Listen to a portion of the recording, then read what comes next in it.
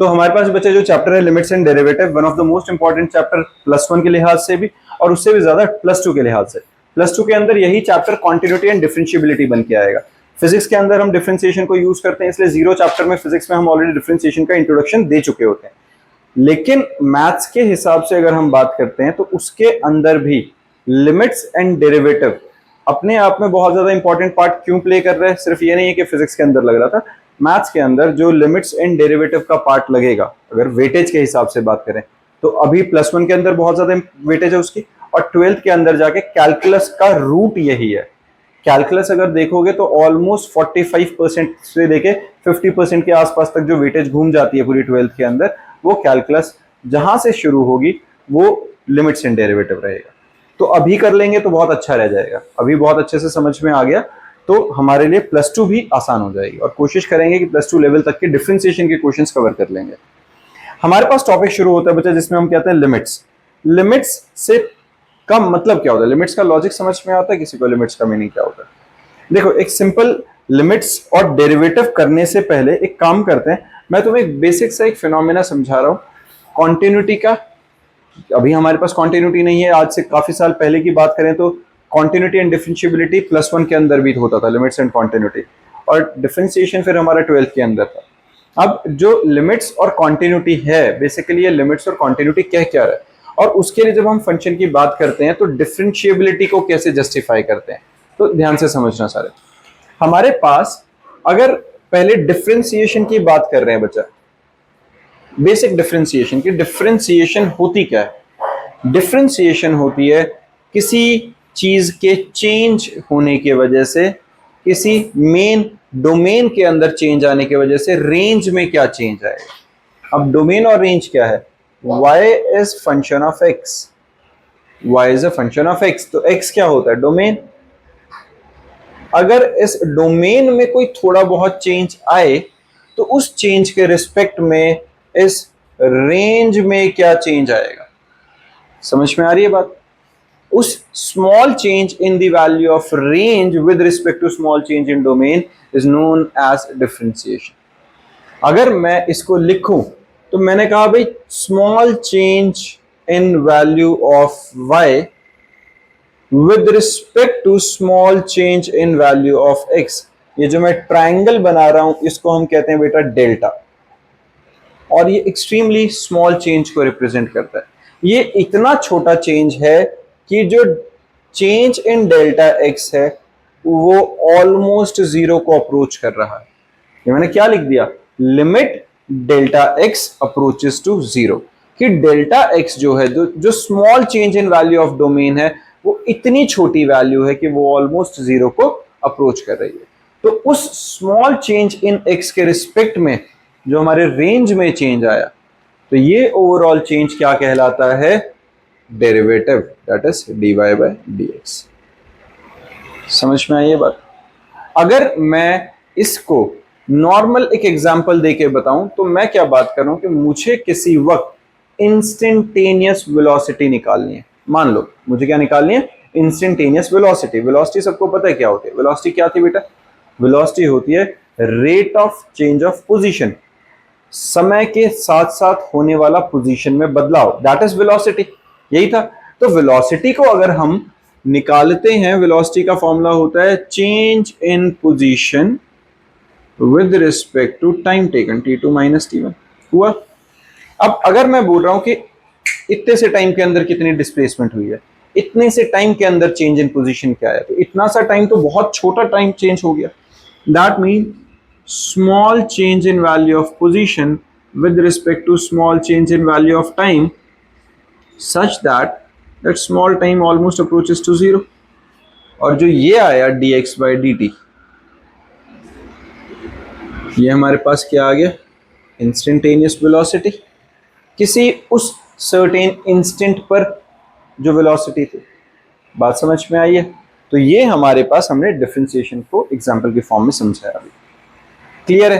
अब डिफरेंशिएशन का practical meaning समझा, इसको फॉर्मूला वाइज कैसे करेंगे वो जैसे जैसे टॉपिक प्रोसीड करेगा वैसे वैसे बताता जाऊंगा। अभी हमें जो शुरू करना है, पहले हम कहां से करेंगे बच्चा? लिमिट से होते हैं। तो हमारे पास अब शुरू करते हैं बच्चा लिमिट से। लिमिट्स क्या है, देखो लिमिट्स में जब मैंने अप्रोचेस का जो ये वर्ड यूज कर रहा हूँ, देखो बार बार ना इनके ऊपर मैं इतना स्लो स्लो क्यों बता रहा हूँ, क्योंकि ये पहली बार तुम सुन रहे हो तो इनका मतलब पता होना चाहिए कि delta T approaches to 0, delta T approaches to 1, delta T approaches to 2, जो भी एक वैल्यू होगी उसको अप्रोच कर रहा होगा, वही वैल्यू सब्सटीट्यूट होनी है डोमेन की जगह, पहला मुद्दा। अब मेन हम कर क्या रहे हैं, देखो अगर मैं एक नॉर्मल सी बात करूं, यहाँ पे जैसे मैंने लिखा हुआ है, एक बार स्क्रीन पे ध्यान देना, क्या है अपने पास है, अगर मैं लिमिट्स की फॉर्म में लिख रहा हूं, limit if f(x) approaches to a real number L when x approaches to a, तो limit x approaches to a f of x L की वैल्यू पोजेस करेगा। क्या बोला गया है कि जब हमारे पास x जो है, जब हमारे पास जो x है वो a को अप्रोच करे तो हमारा जो फंक्शन है वो L को अप्रोच कर रहा होगा। समझ में आया बच्चे? हाँ जी, क्लियर है सबको क्या बात कर रहे हैं हम, कि अगर हमारे पास फंक्शन में जो डोमेन है x वो a को अप्रोच कर रहा है तो जो फंक्शन है वो L को अप्रोच करे, तो ऐसी value x approaches to a, function approaches to L। अब लिमिट को LIM लिख दो या LT लिख लो, उससे फर्क नहीं पड़ता, अपना अपना एक फिक्स रख लेना, LIM लिखते हैं उससे ठीक रहेगा। अब आता है कॉन्टिन्यूटी और एग्जिस्टेंस ऑफ लिमिट। ये वर्ड क्या है बेटा, कॉन्टिन्यूटी और एग्जिस्टेंस ऑफ लिमिट। अब कॉन्टिन्यूटी और एग्जिस्टेंस ऑफ लिमिट का मतलब क्या है, यहाँ पे पहले कॉन्टिन्यूटी का मतलब समझना। कॉन्टिन्यूटी का मतलब होता है कि हमारे पास जो फंक्शन है वो throughout same value possess करता है। वो थ्रू आउट का मतलब क्या भी बताता हूं, बैक साइड से आ जाओ बच्चे। तो हमारे पास होता क्या है यहाँ पे, अगर मैं किसी का ग्राफ प्लॉट करता हूं, ग्राफ ड्रॉ करता हूं, तो किसी भी फंक्शन का अगर हम ग्राफ ड्रॉ करते हैं तो ग्राफ ड्रॉ करते हुए मुझे पेन लिफ्ट ना करना पड़े। अगर मैं कोई फंक्शन है जिसका मैं ग्राफ प्लॉट करना चाहता हूं तो वो लगातार कुछ भी बनता रहे, मैंने कहीं पर भी पेन लिफ्ट नहीं किया। लेकिन अगर मैं ये कहूं कि यहां पर कहीं एक ऐसा पॉइंट आ जाए कि जैसे यहां से यहां आया और इसके बाद x की आगे की वैल्यूज के लिए वो यहां से यहां चला गया, मुझे यहां से वहां पहुंचने के लिए पेन लिफ्ट करना पड़ा, तो इस पॉइंट पे हम क्या कहेंगे, ये जो x की वैल्यू है यहां पर ये पॉइंट ऑफ डिसकंटिन्यूटी आ गई। ये तो मीनिंग नॉर्मल पता चला। अब डिसकंटिन्यूटी का लॉजिक क्या होता है, अगर मान लो कोई एक फंक्शन की वैल्यू मान लेते हैं, हमारे पास नंबर लाइन मैंने ड्रॉ करी, x इज इक्वल टू 2 हमारा एक नंबर है। यहां जो मैं टर्म्स यूज करूंगा उसके बारे में ध्यान से समझना, ठीक है। तो हमारे पास क्या x इज इक्वल टू 2 है, तो यहां पर इस 2 के इस साइड और एक उस साइड दो वैल्यूज होंगी, लेकिन क्या होंगे, अगर मैं नंबर लाइन ड्रॉ करता हूं तो 2 के इधर आएगा 1, उधर आएगा 3, मान लेते हैं 1 यहां कहीं जाकर है और ये बहुत आगे जाकर 3 है। मैंने ये मैंने क्या किया, बहुत जूम कर दिया है, तो जो नंबर लाइन है यहाँ पे 2.001, 2.002, 2.003 ऐसा जाएगा कि नहीं। और मैं अगर और मान लूं, इमेजिन करूं कि बहुत क्लोज हैं हम, लंबी वैल्यू पे नहीं, बहुत क्लोज हैं, तो ये जो वैल्यू आएगी इधर, ये वैल्यू क्या आएगी 1.9999 कुछ ऐसे चलेगी कि नहीं, which is almost 2, which is almost 2, लेकिन ये 2 से थोड़ी कम है। अगर ये 2 से कम है तो ये नंबर लाइन पे 2 के लेफ्ट हैंड साइड पे एग्जिस्ट करेगी, तो इसको हम क्या कहेंगे, लेफ्ट हैंड लिमिट। क्या कहेंगे, लेफ्ट हैंड लिमिट। और इसको लिखेंगे कैसे, limit x approaches to 2 negative. 2 negative का मतलब -2 नहीं है, 2 नेगेटिव का मतलब है that value is slightly less then 2। Clear बात है बच्चे, 2 नेगेटिव का कंसेप्ट समझ में आ रहा है सबको। और ऐसे ही अगर मैं थोड़ा सा इसके राइट हैंड साइड पे पहुंच जाऊंगा तो 2.00001 कुछ ऐसा नंबर आएगा, which is greater than 2 but almost equal to 2, है ना, अप्रोक्सीमेटली तो 2 ही है, लेकिन स्टिल वो 2 से बड़ा है तो राइट हैंड साइड पे एग्जिस्ट करेगा। तो ये होती है राइट हैंड लिमिट, और इसको लिखेंगे कैसे, limit x approaches to 2 positive. 2 positive का मतलब पॉजिटिव 2 नहीं है, 2 पॉजिटिव का मतलब है समथिंग ग्रेटर देन 2। ये बात समझ में आ रही है, तो लेफ्ट हैंड लिमिट और राइट हैंड लिमिट का कंसेप्ट समझ में आया। अगर लेफ्ट हैंड लिमिट के लिए हमारे पास फंक्शन की वैल्यू और राइट हैंड लिमिट के लिए हमारे पास फंक्शन की वैल्यू को सॉल्व करके ये आंसर इक्वल आ जाता है, तो हम क्या कहते हैं, that function is continuous over this number. और अगर ये इक्वल नहीं आता है, और इसी के साथ ही जैसे f of 2 के लिए भी सेम होना चाहिए, f LHL RHL और f(2). अगर इन तीनों पे ये इक्वल वैल्यू आ रही है, इसका मतलब हमारा फंक्शन क्या है, कॉन्टिन्यूअस है। अगर ये इक्वल नहीं आती है तो फंक्शन डिसकंटिन्यूअस होता है। कंसेप्ट समझ में आ रहा है, स्टेप समझ में आ रही है, फॉलो क्या करनी है हमें। तो ये हमारे पास कॉन्टिन्यूटी का प्रोसेस होता है। अब जब हम कॉन्टिन्यूटी के बारे में बात कर रहे हैं, अब इसको अगर मैं स्टैंडर्ड फॉर्म में लिखूं, मैंने जैसे एक एग्जांपल दिया था, अगर मैं इसको एक स्टैंडर्ड फॉर्म में लिखना चाहता हूं तो देखो हम कैसे लिखेंगे। मान लेते हैं कि हमारे पास जो फंक्शन है, सेम वही नंबर लाइन मैंने बना दिया, यहां पर आ गया x is equal to a। तो LHL के लिए मैं क्या लिखूंगा, limit x goes to a negative, और मान लेते हैं फंक्शन f ऑफ x। अब a नेगेटिव का मतलब क्या हुआ, slightly less than a, slightly less than a से बहुत थोड़ा सा कम। तो मैं इसको ऐसे लिख दूं, limit h approaches to 0 f of a minus h। अब ये क्या हो गया, यहां h क्यों इंट्रोड्यूस किया मैंने, h वो छोटी सी वैल्यू है जो a में से माइनस हो रही है। जैसे हमने क्या किया था, 2 में से 0.00001 माइनस करके 1.9999 किया था कि नहीं। तो ये जो h है वो छोटी वैल्यू है जो कि ऑलमोस्ट 0 को अप्रोच कर रही है, और a में से अगर माइनस होगी तो लेफ्ट हैंड लिमिट के लिए आएगा। सिमिलरली अगर मैं RHL के लिए लिखूंगा यही, limit x goes to a positive f of x, इसी को मैं कैसे लिख सकता हूं, limit h approaches to 0 f of a plus h।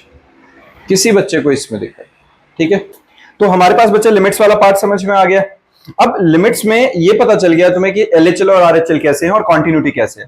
अब कॉन्टिन्यूटी के बाद वापस से हमारे लिमिट्स के ऊपर, मैंने अभी क्या बताया था, अगर left hand limit right hand limit की वैल्यूज इक्वल आती है तो फंक्शन कॉन्टिन्यूअस है। लेकिन जब मैं लिमिट्स की बात कर रहा हूं तो लिमिट्स के अंदर क्या रहेगा, लक्ष्य बच्चे ध्यान दो, लिमिट्स के अंदर हमारे पास होता है सिंपल, बहुत सीधी सी चीजें। जब हम लिमिट्स की बात कर रहे हैं कि अपने पास मान लो एक क्वेश्चन है लिमिट x अप्रोचेस टू 1, और यहां क्वेश्चन है x square plus 1 divided by x cube plus 2, कुछ भी ऐसा। तो क्या करें, डायरेक्ट x की वैल्यू 1 सब्स्टिट्यूट कर दो। क्या करना है, डायरेक्ट x की वैल्यू 1 सब्स्टिट्यूट कर डालो। क्या होगा, 1 का स्क्वायर 1 प्लस 1 2, 1 का क्यूब 1 प्लस 2 3। आंसर सिंपल है, कोई रॉकेट साइंस नहीं, बहुत बेसिक सी बात करी हमने क्या किया, डायरेक्ट x की वैल्यू सब्स्टिट्यूट कर दी। अगर ऐसा ही कुछ ऐसा हो जाता कि लिमिट मान लो x गोज टू 2 है और मेरे पास आ गया है x प्लस 1 डिवाइडेड बाय या x minus 2 divided by x plus 3, कुछ भी इस टाइप से, तो अब इसके अंदर वैल्यू सब्स्टिट्यूट करो, 2 minus 2 by 5 0, valid answer, done है। अब आएगा limit x goes to 1 x minus 1 by x square minus 1। अब वैल्यू पुट करो इसमें, अब इसमें वैल्यू सब्स्टिट्यूट करो, क्या आ रही है 0 बाय 0। अब यहां गड़बड़ होनी शुरू हो गई। 0 बाय 0 जो होता है ये एक नॉन डिफाइंड फॉर्म है। जहां पर 0 बाय 0 आ गया हम डायरेक्टली वैल्यू सब्स्टिट्यूट नहीं कर सकते, इसका मतलब अब गड़बड़ हो गई है। तो सबसे पहले ये ध्यान रखना है कि अगर हमारे पास फंक्शन के अंदर डायरेक्ट वैल्यू सब्स्टिट्यूट करके 0 बाय 0 आ गया तो हम डायरेक्ट वैल्यू नहीं डाल सकते। तो मुझे कैसे वैल्यू डालनी पड़ेगी, इसको पहले मैं सिंप्लीफाई कर लूंगा। कैसे, x माइनस 1 नीचे a square minus B square का फॉर्मूला लगा सकता हूं, 1 को मैं 1 का स्क्वायर लिखूं कोई प्रॉब्लम नहीं। तो x minus 1 times x plus 1, x minus 1 cut गया। अब x की वैल्यू 1 सब्स्टिट्यूट कर दो, 1 over 1 plus 1 that is 1 by 2, ये हमारा आंसर आ जाता है। समझ में आया हरमन बच्चा, पक्का सबको। शिवान, क्या किया हमने, जहां पर भी हमारे पास वैल्यू सब्स्टिट्यूट करनी है तो पहले रेशनलाइज करो, फैक्टराइज करो, वो तुम्हारा पार्ट है। और 0 आने तो उसमें कोई प्रॉब्लम नहीं, 0 बाय 0 नॉन डिफाइंड फॉर्म होती है, उसमें हम वैल्यू डाल ही नहीं सकते थे, सिंप्लीफाई करने के बाद ही वैल्यू सब्स्टिट्यूट होंगी। क्लियर बात है ये, ठीक है ना बच्चा। अब इसके बाद एक स्टैंडर्ड फॉर्मूला दे रहा हूं, ये लिखो, limit x goes to a x raise to the power n minus a raise to the power n over x minus a। इसमें दो चीजों पे ध्यान देना, यहां जो है a वो यहां और यहां तीनों जगह पे सेम होना चाहिए, और दूसरी चीज जो x की पावर है वही a की पावर भी ऊपर होनी चाहिए। अगर ये इस फॉर्मेट में हमें मिल गया कुछ तो इसका डायरेक्ट आंसर आता है n a raise to the power n minus one. ये लिखो, क्या करेंगे, direct n a raise to the power n minus one. जैसे एक मैं क्वेश्चन कराता हूं, क्वेश्चन है लिमिट x गोज टू 2, मान लेते हैं कुछ ऐसा है, और यहां लिख लेते हैं x raise to the power 4 minus 2 raise to the power 16 लिख लेते हैं, चलो इसे, ओवर x माइनस 2, ऐसा कुछ है। तो एक बात बताओ जरा, 16 को मैं क्या लिख सकता हूं, x की पावर 4 माइनस 2 की पावर 4 लिख सकता हूं, ओवर x माइनस 2। अब ध्यान से देखो, यहां 2 है, यहां 2 है, यहां 2 है, और दूसरी कंडीशन यहां पावर 4 है और यहां पावर 4 है, सेम है कि नहीं, बन गया सेम कंडीशन में। फॉर्मूला में वैल्यू डालो, n क्या है बच्चे 4, a क्या है 2 और n माइनस 1 मतलब 3, तो 4 इंटू 8 जो भी आंसर आएगा निकल गया। समझ में आई ये बात, किसी को इसमें दिक्कत? इसी के बेसिस पे बच्चे अपने क्वेश्चन स्टार्ट हो जाते हैं जो तुम्हें अटेम्प्ट करके रखने हैं, ठीक है, बात समझ में आ रही है। इसके अलावा एक काम करते हैं, एक दो क्वेश्चंस, मतलब एक और फॉर्मूला दे रहा हूं, ट्रिग्नोमेट्री वाले क्वेश्चंस भी साथ में कवर हो जाएंगे, उससे हमारी फर्स्ट एक्सरसाइज हम अटेम्प्ट करने लायक हो जाएंगे। हमारे पास जो ट्रिग्नोमेट्री है उसके अंदर स्टैंडर्ड फॉर्म में जो रहेगा, देखो ये अगर तुम ध्यान से देखो तो ये 0/0 फॉर्म थी, उसी का डायरेक्ट फॉर्मूला है 0/0 का। मेरे पास है लिमिट x अप्रोचेस टू 0 अगर होगा तो sine of x by x की वैल्यू क्या होती है बेटा 1, डायरेक्ट फॉर्मूला है, लिख लो इसे भी। अगर साइन x बाय x के फॉर्म में होगा तो डायरेक्ट क्या आएगा 1। Limit x approaches to 0 tan of x by x की वैल्यू भी आएगी 1, and limit x approaches to 0 1 minus cos x by x की वैल्यू होती है 1, सॉरी ये 0 रहेगी, ठीक है। ये हमारे पास 3 ट्रिग्नोमेट्रिक रेशियोज के लिए फॉर्मूला है जो 0/0 के लिए डायरेक्ट फॉर्मूलास लग जाते हैं। क्लियर है? डाउट्स कौन सा है बच्चे? Example number 3। देखो एग्जांपल नंबर 3 में हमारे पास क्वेश्चन है, जो 3 का second part, limit x approaches to 0, और बच्चे साथ के साथ में करते चलेंगे, limit x approaches to 0 square root of 1 plus x minus 1 whole divided by x। अब यहां देखो है क्या, अगर मैं x की वैल्यू डायरेक्टली 0 सब्स्टिट्यूट कर देता हूं, अगर मैं 0 सब्स्टिट्यूट कर देता हूं, ये तो 0/0 फॉर्म आ गई जो कि नॉन परमिसिबल है, ये तो डाल ही नहीं सकते। तो हमें क्या करना पड़ेगा, पहले इसे सिंप्लीफाई करना पड़ेगा। दो तरीके हैं, पहला रेशनलाइज कर लेते हैं, दूसरा कोई सब्स्टिट्यूट कर लेते हैं, वो जिसका जैसे मन करे, जिसको जैसे ठीक लगे वैसे कर सकते हैं। तो रेशनलाइजेशन वाला तो तुम्हें भी समझ में आता है कि under root 1 plus x, under root के अंदर फिर +1 मल्टीप्लाई और डिवाइड करेंगे, सॉल्व हो जाएगा। मैं सब्स्टिट्यूशन वाला प्रोसेस समझाता हूं। अब मैंने कल तुम्हें एक फॉर्मूला बताया था, याद है, जब limit x approaches to a x raise to the power n minus a raise to the power n over x minus a is equal to n a raise to the power n minus 1, ये याद है? बिल्कुल ठीक है, ये वाला formula. तो अब यहां पर अगर मैं 1 प्लस एक्स को मान लेते हैं टी पुट कर देता हूं, ठीक है, मैंने 1 प्लस एक्स को टी पुट कर दिया, तो व्हेन, अब देखो इसमें एक स्टेप क्या समझा रहा हूं, हमने पुट तो कर दिया, अब जब x 0 को अप्रोच कर रहा है तो t किसको अप्रोच कर रहा है 1 को। कैसे? अगर मैंने यहां x की वैल्यू 0 डाल दी तो t की वैल्यू मेरे पास 1 आई कि नहीं? ये बात समझ में आई है? जब मैं सब्स्टिट्यूट करूंगा तो लिमिट भी साथ में चेंज होगी, और यहां से x की वैल्यू क्या आएगी t माइनस 1 आ गई, ये वैल्यू यहां डाल दो, लिमिट t अप्रोचेस टू 1, इसको मैंने क्या लिख दिया बच्चे, 1 प्लस एक्स को t माइनस 1 और x को क्या लिखा t माइनस 1। किसी बच्चे को इसमें दिक्कत है, स्टेप में? क्लियर है ये? हाँ जी बोलो, क्लियर है ना? तो इसको मैं क्या लिखूं, limit t approaches to 1 t raise to the power 1/2 minus 1 over t minus 1। अब एक बात बताओ, 1 की पावर 1/2 लिख दो तो कोई प्रॉब्लम नहीं है, सेम ही बात है। अब ध्यान से देखो, ये बिल्कुल इस फॉर्मेट में आ गया कि नहीं, सेम उस फॉर्मेट में आ गया, 1 1 और 1 सेम है और इन दोनों की पावर सेम है, तो डायरेक्ट हमारे पास आंसर क्या आएगा, 1/2 times 1 raise to the power 1/2 minus 1 which is 1/2। समझ में आया, पता चला है?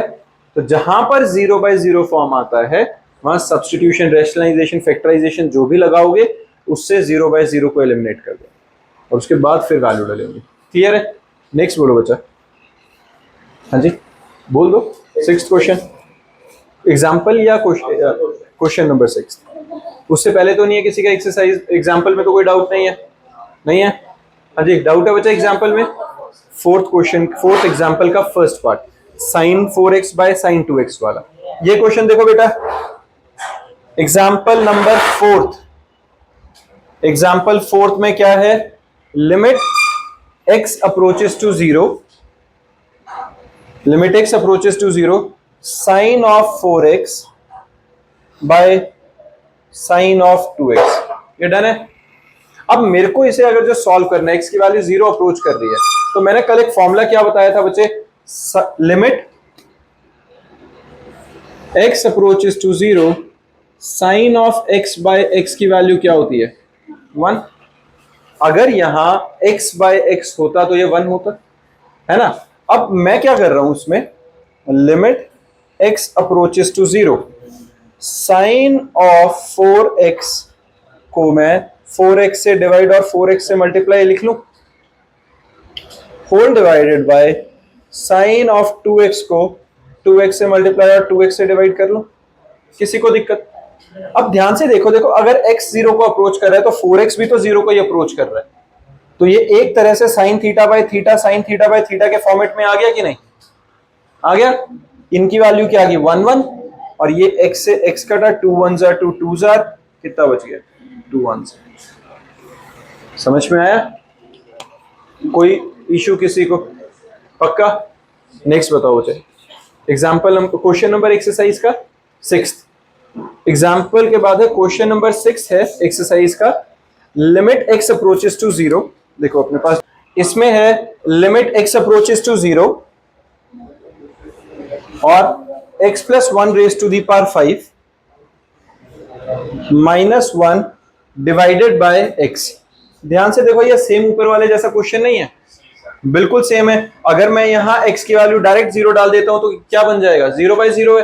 तो अगर 0/0 को रिमूव करना है तो x प्लस 1 को t पुट कर देते हैं, and when x approaches to 0 t approaches to 1, और t की और x को मैं क्या लिख सकता हूं, मैं x को लिख सकता हूं t माइनस 1, सब्स्टिट्यूट कर दो, लिमिट t अप्रोचेस टू 1, इसकी जगह पे डल गया t raise to the power 5, 1 को मैं लिख सकता हूं 1 raise to the power 5, x को मैं लिख सकता हूं t माइनस 1, 5 आंसर। डन है? डायरेक्ट इस फॉर्मेट में पहुंच गया कि नहीं? क्लियर बात है बच्चे? नेक्स्ट बताओ, क्वेश्चन नंबर 6 के बाद कोई डाउट नहीं है? अभी यहीं तक अटेम्प्ट किए बच्चे। कल क्या करेंगे ना, सुनो, जो एक्सरसाइज 13.1 है वो कोशिश करना मिनिमम 20th क्वेश्चन तक सब करके आएंगे। 20th क्वेश्चन तक के मैं डाउट लेके बाकी क्वेश्चन कोशिश करेंगे क्लास में ही खत्म करेंगे और फिर आगे का डेरिवेटिव स्टार्ट करेंगे। ठीक है, डन।